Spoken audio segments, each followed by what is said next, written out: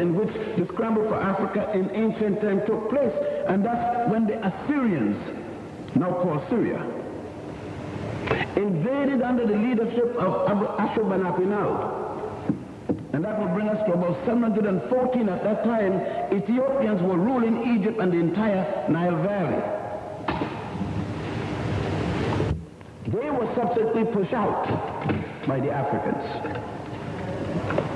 And the next time it happened was when the Persians came in to Egypt under the rule of Cambyses, who was quickly replaced by Darius I. And that will bring us to 525 before the Common Era. You will be surprised to know from that period, 525 BC with Cambyses, not one solitary African ruled Egypt at all until 1952, when an African from Sudan by the name of Mohammed Naguib overthrew Farouk and established Egypt as an independent place. Most people think it's Nasser, but Naguib ruled Egypt one total year before Nasser and others removed him, because he was calling for the reunification of the Nile Valley, meaning Egypt, Sudan, Ethiopia, and others. But between that time, there were other invasions. For it was for the first time the Europeans came in Africa as conquerors was in 212 before the Common Era. When Rome, I'm sorry, I made a mistake there. I thought I had mentioned Greece. After the Persians in 525 came the Greeks and the Macedonians, the Macedonian Greek incursion under Alexander II, the son of Philip of Macedonia. And that was in 332. That is known today as the 30th dynasty. The Greeks were finally kicked out by the Romans under Julius the Caesar. And of course, you know the whole story about this worthless queen, Cleopatra, the seventh, the daughter of Ptolemy the 13th. Always make sure that you specify which Cleopatra, because when you say Cleopatra, there were 7 Cleopatras who were in charge of Egypt. The one that you mean is the last of the Cleopatras. All of the Ptolemy daughters were called Cleopatras. They originally started with General Sutter, who called himself Ptolemy the First. All of the boys on that line was called Ptolemy, to Ptolemy the 15th. But when Ptolemy the 13th was the last of the male to rule. And it is after that, the Romans come in, then we start what is called the Byzantium period and the beginning of what is called the Christian era, the birth of, according to the Christian, the birth of Joshua Christus, as the Greek name goes, meaning Jesus the Christ, Jesus the Anointed. So Christ is not a surname. It is not a name at all. The Greek word Christus, C-Y-R-S-T-O-S, means to be anointed. Something that mothers did when their sons were leaving the house. The mother would anoint him with sweet unguent and whatnot, rub his head and wish him, bade him farewell and good luck. So your Jesus name, farewell and good luck.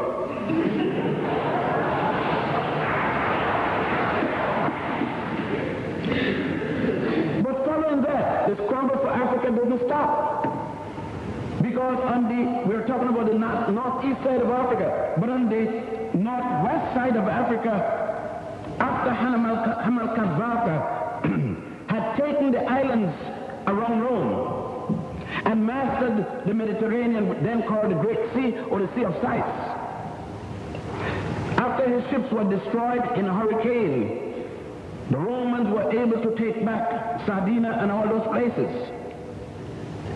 The Romans made an attempt to grab Carthage, which later Western European historians call Carthage, and today called Morocco and Algeria. But he was repulsed by Hamilcar Barca's sons.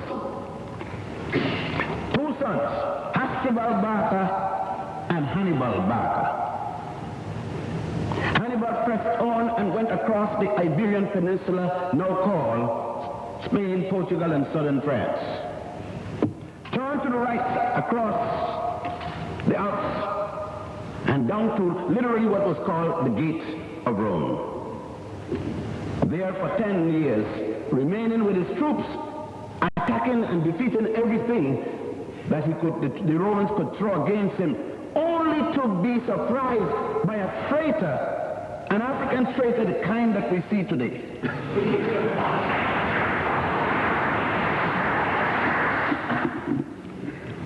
A man called Scipio Nausicaa, or Scipio Africanus. Why? For the same reason today. Scipio Nausicaa wanted to go to bed with Hannibal's sister, the queen. Not that she hasn't been giving it up to anyone that would come. That's why Scipio figured he can get some too. Because she just shared it as if it was going out of style. But for some reason she must have known that Scipio was some character or the other, because he had gone to school with Hannibal and his brother Hasdrubal. And she denied him. She said she would go to bed with a slope than with him. Now that's saying something horrible. He must have been a louse supreme. And so what happened, Scipio decided to sell his service to the Romans against his best friend, supposedly, Carthage. Thus it is that the slogan continued by Senator Cato. Every time Senator Cato got up in the Senate, he said, before he said anything, Carthage must be destroyed. That scramble continued until Scipio Nausicaa told them, you don't defeat Hannibal on the land. You can't. You see, Hannibal had the first tanks, elephants. They mowed down anything in the way. The first studying this in West Point in the United States. When you go to become an officer, the first thing they slap you with the military strategy is the wars of Hannibal. But in 212, they did one thing. Instead of attacking Hannibal, they came across the Mediterranean, or the Great Sea of Sice, and through Numidia is the state where the great reformer of the Christian church was born. The man who made modern Christianity, the Christianity used in England today, this African made it to be, or any Christianity. I'm talking about Monica's son. You see that? Most of you are born again, but you don't know Monica's son. Augustine, the man who gave you the fundamental of modern Christianity in his book on Christian doctrines. So those of you Africans who feel you've been given a break to be Christians, you ain't get no break. You start the damn thing, and you now think so because of slavery. Professor Christ told you got messed up in the process. It started with Pontius and Boetius in Egypt, a place called today Alexandria. But they weren't able to catch Hannibal, but Hannibal's brother was no good either. He got killed in a whole house in Spain, just after having a feast. His brother sent him to bring reinforcements. He go in the whole house.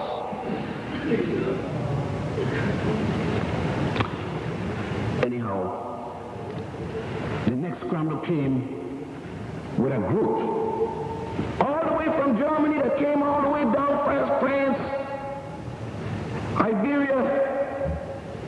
And that was the time when Augustine himself was living. In 460, he died the same year he died. Boniface came into Africa, Northwest Africa.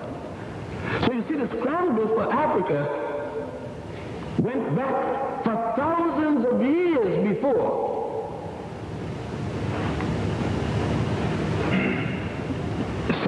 '1830 at Soweto. So it is here at Soweto. Why isn't it taught in the university all that I've just spoken of so far. Because the university have removed you from being Africans. The university teach you as Hamites, Shemites, Negroids, Caucasoids, Nilots, all kind of ticks and tots and all kind of garbage.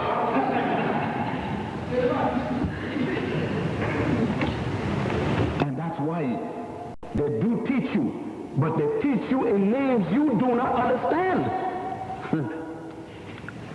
Are you? That's the problem. So when you read about the Carthaginians or Carthaginians and the Ethiopians and Nubians and Egyptians and the Lebus, people of Lebus, Libyans as you call today, Numidian and so forth, you have no concept that they're speaking about you, because the professors in Oxford and Cambridge, in Columbia University, and I'm now going over the bay, and Harvard and Yale and Berlin, those liars, those then and these now, removed you for being something else and tell you it was Hamitic people, Shemitic people. Let's deal with that. What is a Hamite and a Shemite? Or a Tomite for that matter? Mr. and Mrs. No, we want to be respectful since we are near the Church of England. We don't want to be indecent and have them shacking up. But Mr. and Mrs. No come off a boat. They and the family, two of everything, two dinosaurs, two of whatever else. I mean, I'm a damn fool to believe the story. They come off the boat. The two of them belong to one race, race of Adam, green, purple, technicolor, rainbow. It's a different one. God had done, got tired people. People had messed up God. God killed the world, drunk everybody except his family. Well, that's the story. I didn't write the Bible. I wasn't James or none of them. And then Noah and his wife got some children. Same race, but they get all kind of different races. They get a Semitic race, a Hamitic race, and a curse from God on Ham for make black folks. Man. And the funny thing, black people believe that story. Africans believe the story that they were made from a curse by some guy named Ham. I guess that's why some people don't eat ham at all, because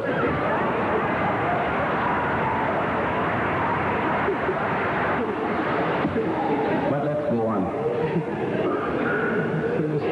So you see, I thought that Hamitic and Shemitic were linguistic terms, but now we find out they're racial terms.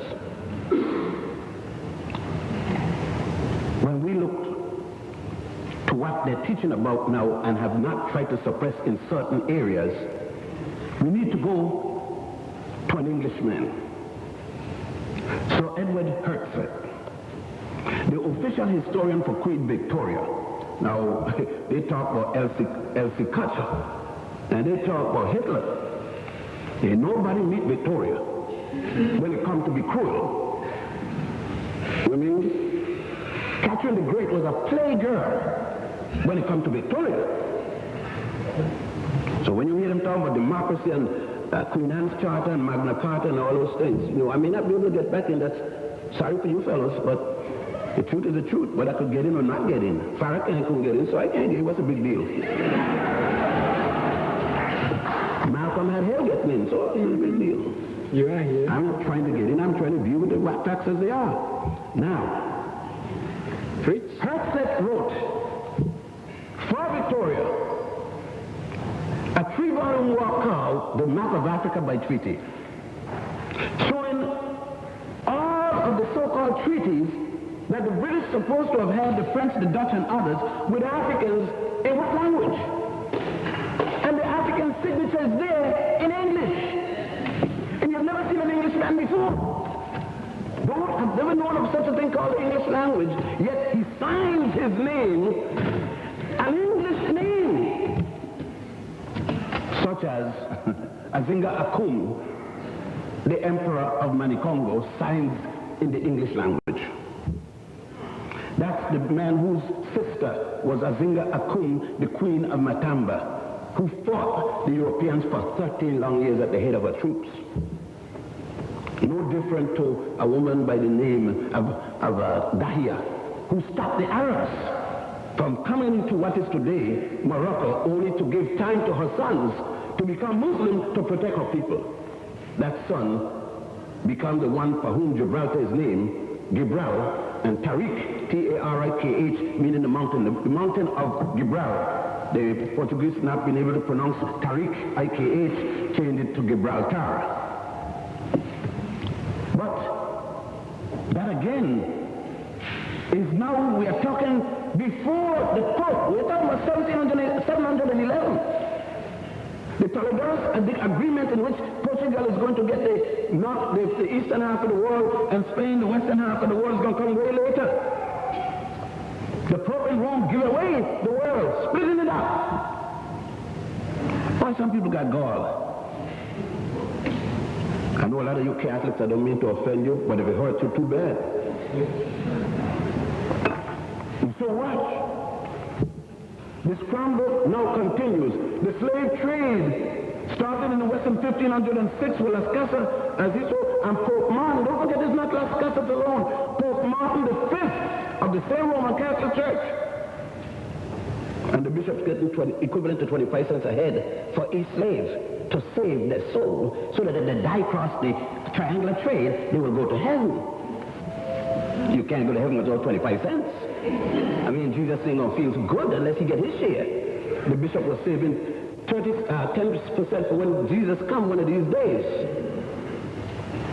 Since they know he ain't coming in no time soon, the interest alone is keeping Rome going.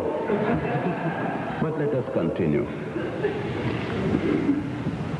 These things continue up until, as I said, France and Sweater.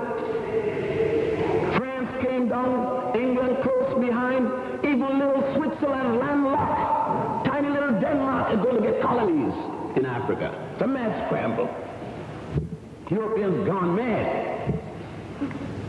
Not mad, but Professor Park said last night, the ice box.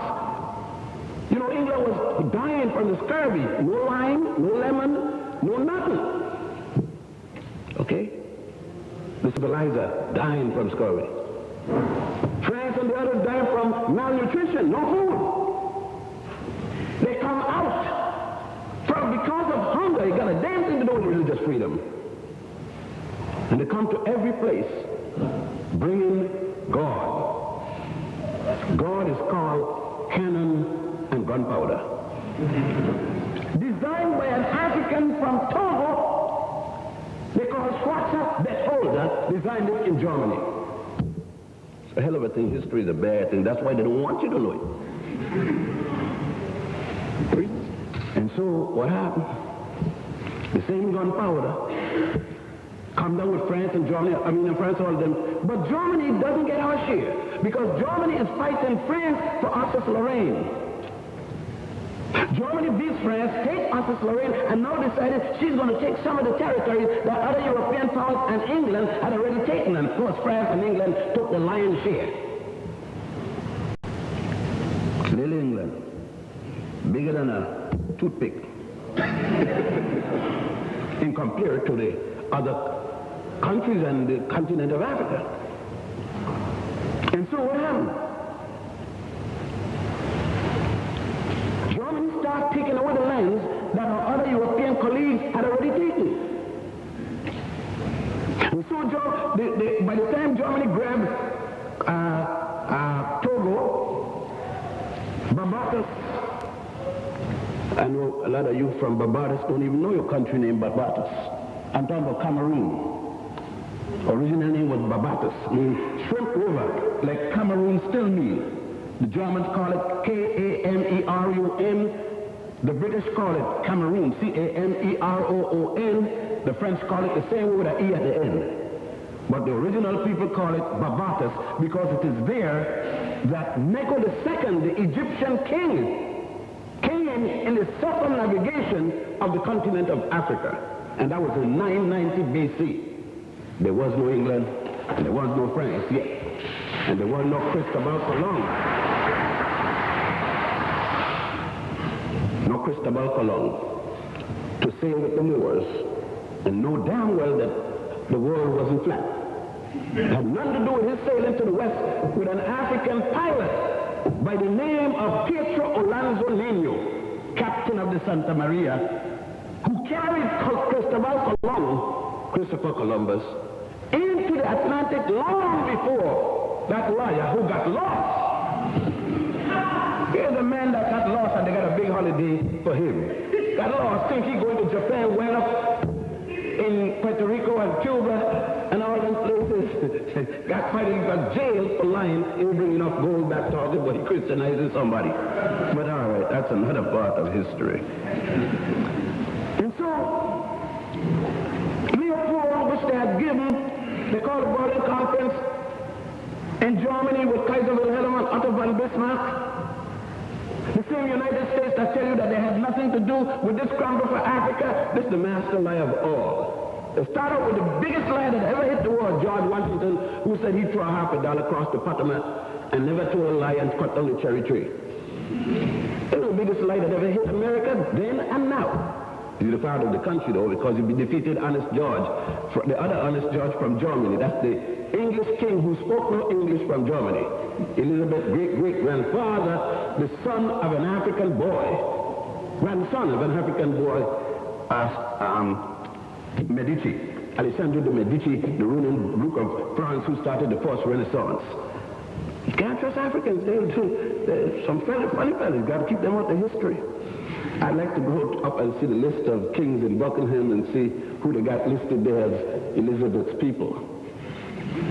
Because I have to write that famous cousin letter again. But let me continue. Sorry, messing up with the Queen. But here we come then again. Here we are at the Berlin Conference where they give Leopold another civilizer. Leopold II, the biggest half and the richest half of Africa as they thought at the time. Leopold decided to hold the whole of Manicongo, which they later called the Congo Free State, more than 100 times the size of the Netherlands, and Belgium included. You could put Germany and the Netherlands in Congo, throw it across the place, put it, fly it on an airplane, and it still won't touch the border. And it will rule. This for his personal estate. He wants to exploit it, so he comes to Europe, comes to England, comes to all over the Pews, the Vanderbilts, the Rockefellers in the United States, and they started what they call the Congo Free State. They decided it is here that international law is going to take place. So you hear people saying, we're going to have it according to international law. Damn international law. International law has nothing to do with us. We had nothing to do with it.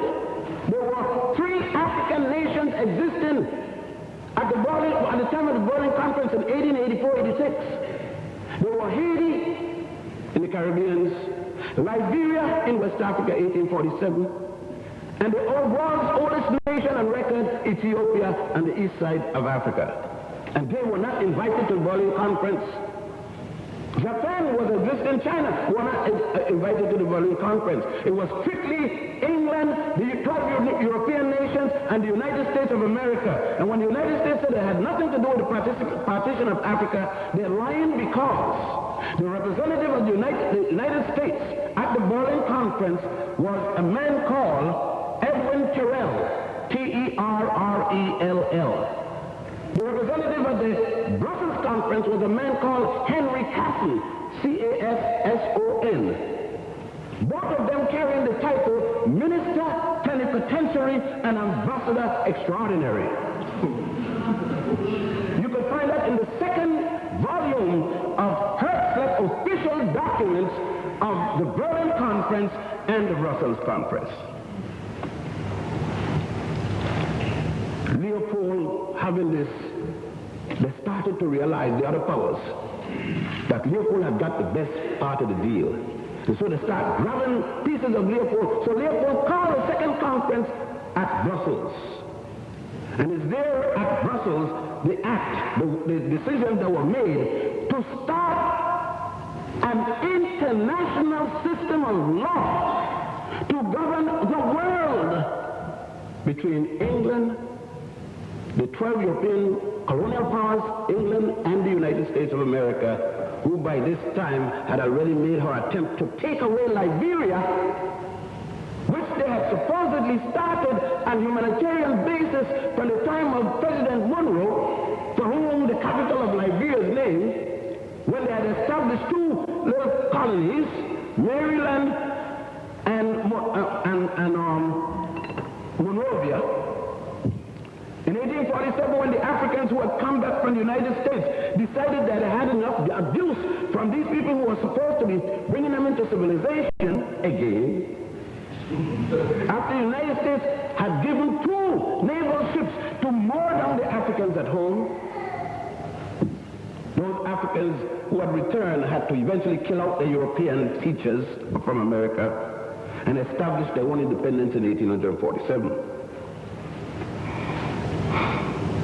Of course, later, France is going to take over customs on the myth that Liberia owes some money. And control Liberia's customs, therefore control Liberia. So they tell you about Papa Duke, how bad it is, and a little young John Paul Duke and all of them. Puppets. They didn't run nothing. You see who ran it? Who came and took him out when he was no longer was embarrassed to them the same as they took Ferdinand? Little Ferdinand, the little emperor? And took them and carried them to where they were playing. All of a sudden they tell you, John Paul can't stay in France. Who are lying? With all the money they pay in France?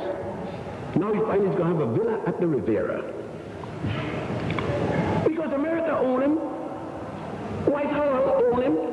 That's England, by the way. You may not know. France owned him. The international conglomerates own him. And that scramble established the basis of Wilson. That's the United States president in 1918 who started another fiasco called the League of Nations.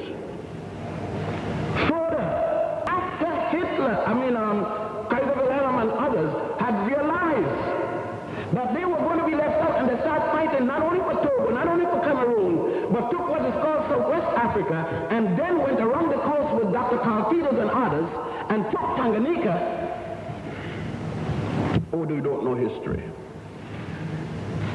In the meantime, a sick guy from Scotland, suffering with TB. That's the history. Cecil John Rhodes had come to get better.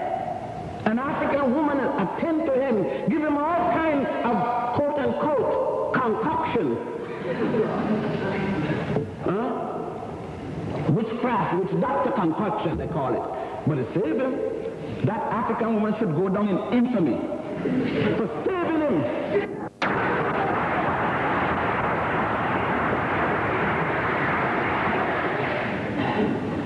Rhodes was to survive,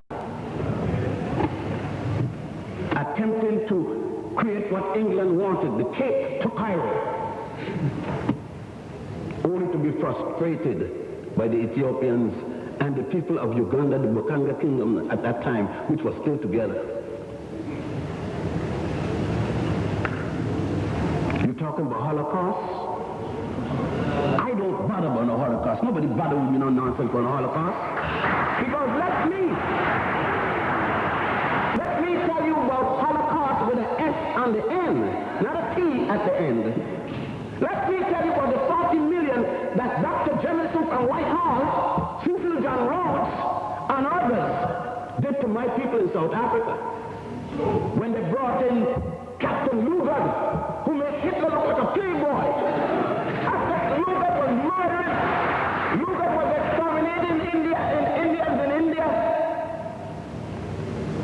By the millions, they brought him to do the same thing in South Africa and move him from there and put him in what is called Nigeria. I don't know why the Nigerians don't change that stupid name.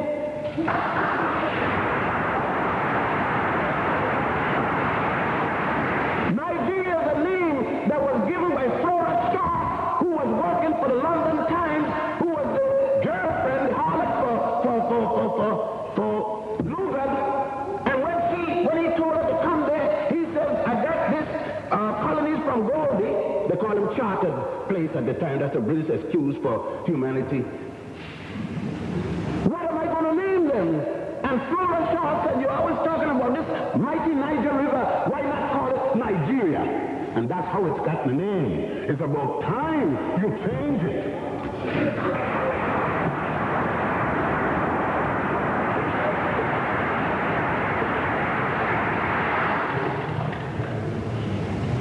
That scramble went on. And as Professor Clark said, that scramble equally saw the destruction of ancient Ghana, for which modern Ghana is named in 1291 by the Almohades, who call themselves Almoravids in Spanish literature. The destruction of the University of Jene, D-J-E-N-E, which was more than 1,000 years before the university that was copied in Salamanca and built Europe's first university. It was rebuilt as the University of Sankore in the city of Tumbut, which the French later called Timbuktu. That scramble for Africa was to come in, and when the Second World War was over and Africans had fought for their masters' freedom. Africans fought for France, for England, for everybody. And when Kaiser Wilhelm was defeated, nothing came. And then we went to fight against Hitler again to free England and stop the bombs from dropping in Coventry and elsewhere, to feel France and de Gaulle making his grandstand, and all these places. But the freedom for those people, what the freedom for us? Secretary had to make his, Kwame Nkrumah made all the forces and goddesses and everything, all the gods except those in the West. Have mercy on him for Africans not understanding.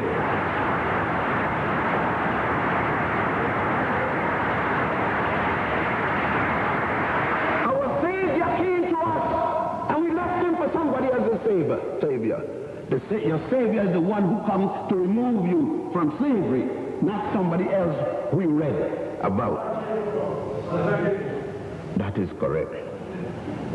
I know I'm emotional, and they said you can't be a good professor and be emotional. In the case of an African, you're a jackass if you're not emotional.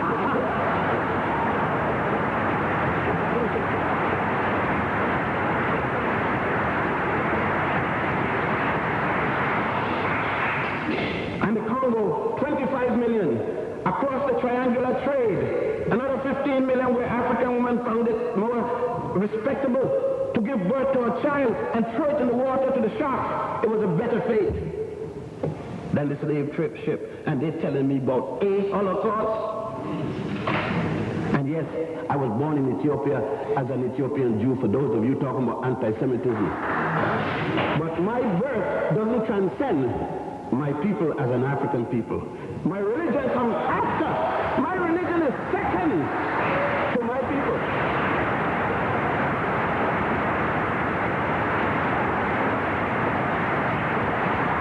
My God, I expect to see. My mama, I saw the day of birth when I came out of heaven. Oh yes, heaven is between that black woman's womb. Heaven is right down there down the fallopian tube into the womb. That is the heaven I know. Anything else is a belief. And many men have died in belief. Waiting. So let me say that mad scramble went on until Kwame Nkrumah in 1957, I think it was, in that fort there where the British thought that they had gotten locked in. They forgot what Mr. Garvey had told them and what Nkrumah and others had said. When they locked up Mr. Garvey in the United States, a jackass out. The hell, England will get a territory all the other way in South America. Those are not the questions. The question is not the missionary coming to Africa talking about something he doesn't know what the hell he's talking about. You don't come to preach Christianity to me when you haven't got it yourself. Preach it to yourself, get yourself straight, then come to me. I wish, in fact, you used to eat missionaries.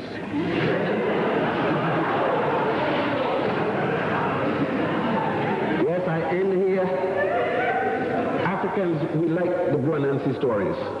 So I end with a very short Nancy story. There was a missionary who came to Africa, dressed in the usual thing, the short pants and the big British hat and the bag and everything like that, khaki pants and everything, to civilize us and to bring us Christians. And so every African he met, he said, in the name of the cross of Jesus, and African what he was fat. And then he went to complain to Jesus. He said, Jesus, he's talking about the one from England, of course. He said, Jesus, I know you're still with me. You have left me, you were just testing my faith. And just then a lion that somebody had shot in one paw came limping up. He said, Jesus, don't worry about it. I tell you, your words are always perfect. I didn't get the African, but I got a lion. And so the lion sat down on the two hind legs and keep the first one up, and the lion doing this. He says, Lord, thank you. I didn't make the human, but I'm praying to make the human, but I got the lion. And then the lion says, I don't know what you're praying for, but I'm thanking God for my meal.